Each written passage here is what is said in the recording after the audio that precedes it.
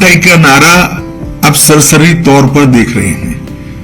हमने सरकार बदलने के लिए चलो पलटाई नहीं कहा था, मुख्यमंत्री बदलने के लिए चलो पलटाई नहीं कहा था, या पार्टी इन पावर बदलने के लिए चलो पलटाई नहीं किया।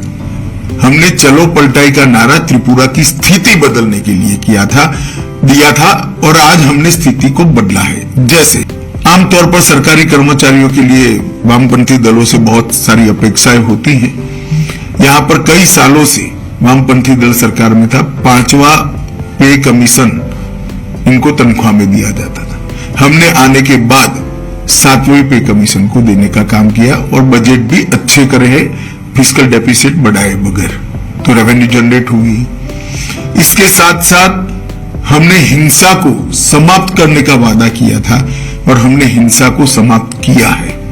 हमने नशे के कारोबार को जो बांग्लादेश की सीमाओं से आता है उसको रोकने का वादा किया था। आज मैं आत्मविश्वास के साथ कह सकता हूं हमने त्रिपुरा के अंदर नशे के कारोबार पर बड़ी कठोरता से नकेल कसी है और इसका जनता में एक अच्छा मैसेज है।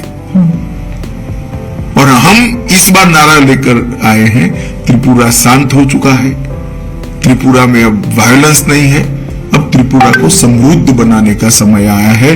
मोदी जी और माणिक शाह की ये डबल इंजन की सरकार ने वो वादे को पूरा करने के लिए भी अब तक बहुत कुछ किया है।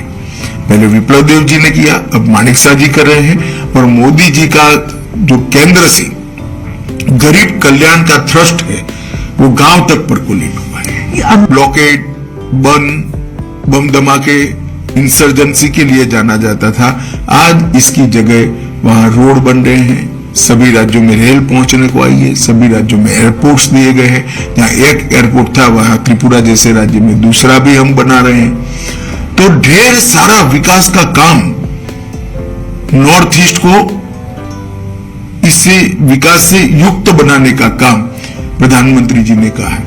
और 8 साल के कम समय के अंतराल में प्रधानमंत्री जी स्वयं 51 बार नॉर्थ ईस्ट आए, 51 टाइम। आजादी से अब तक किसी भी प्रधानमंत्री की फ्रीक्वेंसी नहीं रही है और हर 15 दिन में एक केंद्रीय मंत्री को कंपलसरी यहां आना है।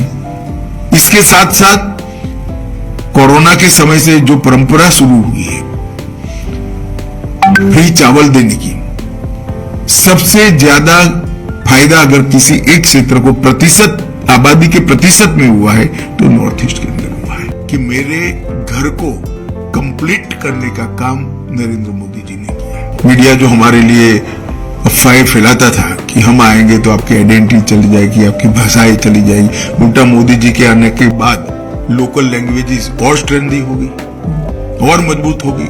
प्राथमिक शिक्षा स्थानीय भाषाओं में होने लगी है और इतना ही नहीं, कई सारी बोलियां जैसे मणिपुरी है, जैसे यहाँ की बोली है, त्रिपुरा की, कई सारी बोलियों में भी शिक्षा का प्रचार प्रसार बढ़ने लगा है। आइडेंटिटी को और मुखर कर मजबूत करने का काम भारतीय जनता पार्टी की सरकार ने किया। एक भी राष्ट्रीय पर्व ऐसा नहीं है जिसमें नॉर्थ ईस्ट के कलाकारों ने दिल्ली के प्लेटफॉर्म पर परफॉर्म नहीं किया है। उनके लिए देश भर के अंदर स्वीकृति बढ़ी है।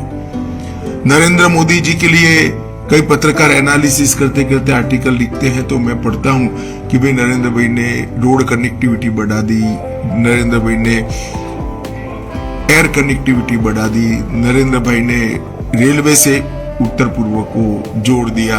ये तो किया ही है प्रधानमंत्री जी ने, मगर प्रधानमंत्री जी ने सबसे बड़ा काम अगर किया है तो उत्तर पूर्व और बाकी के भारत के हिस्सों के बीच में जो मन की दूरी थी उसको समाप्त कर दिया है।